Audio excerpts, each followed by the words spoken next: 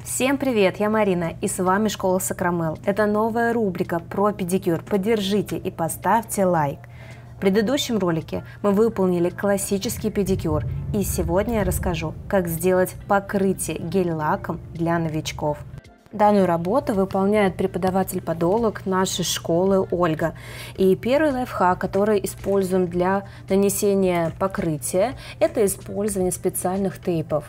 Их можно приобрести в любом ортопедическом магазине, на Wildberries. Благодаря ним мы сможем оттянуть валики и прокрасить более глубоко. Они тянутся вдоль, а не поперек. Нужно отрезать 4 полоски по ширине валика. Уголочки можно закруглить, чтобы они лучше держались. Отрываем половинку бумажки, прикладываем к валику, как следует прижимаем, отклеиваем вторую часть, придерживаем и натягиваем валик и приклеиваем тейп к другой стороне. Благодаря этому нам будет проще выполнить прокраску. Для того, чтобы клей начал работать, можем немного его разогреть своими пальцами. На второй ноге делаем то же самое. Можно будет использовать тонкую кисточку для более глубокой прокраски. Если у клиента не глубоко посажена ногтевая пластина, то можно работать и без использования тейпов. Это как один из лайфхаков. Следующий лайфхак будет касаться разделителей для пальцев ног. Большинство вставляют их вот таким образом, что прямая часть внизу и клиенту неудобно, ногти поднимаются вверх и могут быть затеки. Правильно ставить вот таким образом. Теперь подготавливаем ногти к покрытию. Важно, что поверхность ногтей мы уже забафили, когда выполняли обработку пальчиков. Теперь обезжириваем поверхность. Можно дополнительно нанести дегидратор, поскольку зачастую ногтевая пластина на ногах влажная. Таким образом мы обеспечим лучшую сцепку. В качестве дополнительной сцепки наносим бескислотный праймер в небольшом количестве. Наносим на половину пластины, не попадая на кожу. Для педикюра нужно использовать специализированные базы, либо жидкие. Они бывают у различных брендов. Они идут с поменкой пода, например, как у Линта. Эти базы обладают высокой пластичностью, то есть повторяя движение ногтя. Такие базы являются жидкими. Они будут быстро саморазравниваться по поверхности ногтя, поскольку в педикюре нельзя выполнять выравнивание, создавать архитектуру, апекс и так далее. И этого не требуется. Данная база бескислотная. За счет ее пластичности мы снижаем вероятность сколов и трещин на покрытии, когда клиент носит закрытую обувь. Следующий лайфхак: для более глубокой прокраски используем тонкие кисточки. Можно взять совсем тонкие, либо номер 2. Таким образом кисть будет больше набирать гель-лака и быстрее прокрашивать боковые стороны.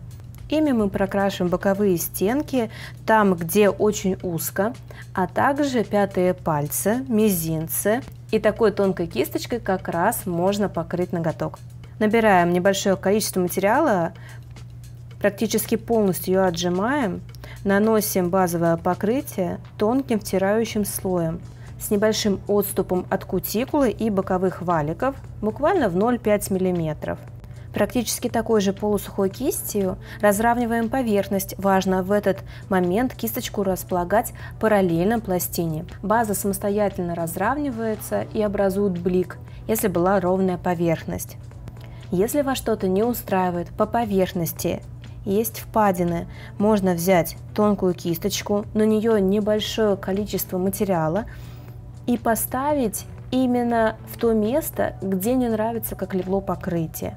Таким образом вы не создаете толщину и делаете ровную поверхность. В педикюре выравнивания не существует. Подталкиваем кисть в зону кутикулы. Немного опустите пальчик вниз в избежание затеков, а также дополнительно оттягивайте боковые валики при прокраске боковых сторон. То есть в педикюре не нужно стремиться нанести большое количество базы, сделать идеальный ровный блик. Не забываем, что у нас еще в дальнейшем будет цветное покрытие и топовое.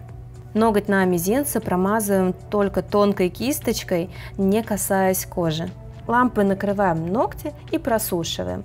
Еще один лайфхак для того, чтобы цвет не скатывался, не отплывал от зоны кутикулы, это снятие липкого слоя с базы.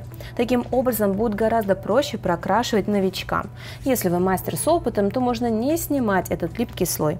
Также не рекомендую его снимать, если у вас аллергическая реакция на материалы. Чтобы нанести цветное покрытие ближе к кутикуле, на этом этапе можно отодвинуть кутикулу при помощи пушера или апельсиновой палочки. При покрытии важно не держать кутикулу в натянутом состоянии, так как цвет может начать затекать под кутикулу. Так как после того, как мы отпустим кутикулу, задний валик ляжет на ноготь и получится затек, который потом крайне тяжело убрать. Поэтому кутикулу мы не оттягиваем. Просто оттолкнули кутикулу и на то расстояние, на которое мы можем нанести, на то и наносим. Для первого слоя мы кисточку сильно отжимаем, оставляя небольшое количество материала на ней, для того, чтобы прокрасить полностью поверхность, периметр кутикулы во избежание затеков. И покрываем в стык при первом слое. Если вы максимально надавите на кисточку, она раскроется, станет более тонкой и подойдет ближе к кутикуле. Важно, что цветом не стараемся создать толщину. Наша задача только полностью покрыть ногтевую пластину. Плотности будем добавлять вторым слоем. Смахивающими движениями разравниваем и боковые стенки прокрашиваем тонкой кистью. В этот момент важно не набирать много материала на кисточку. Кисть в этом случае полусухая, практически без цвета. И отправляем в лампу на просушку. Смотрите на упаковке, какое время полимеризации требуется для конкретного бренда. Перед прокраской второго слоя можно еще раз отодвинуть кутикулу. Работаем по такому же принципу. Полусухой кистью создаем ровную линию в зоне кутикулы и добавляем цветом толщины.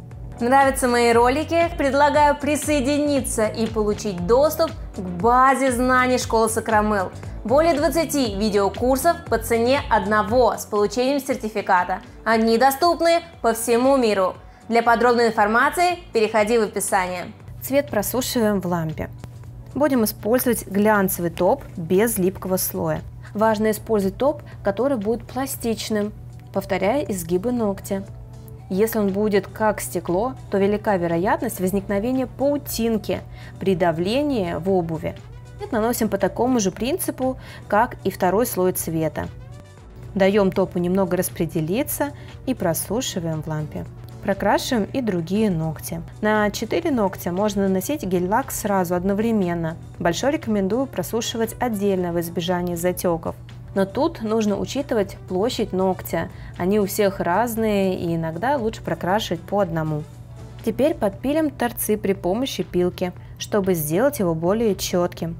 Убираем пыль и любуемся на результат. Аккуратное покрытие. Понравился результат? Ставьте пальчик вверх и подписывайтесь на канал. Всем успехов! Пока-пока!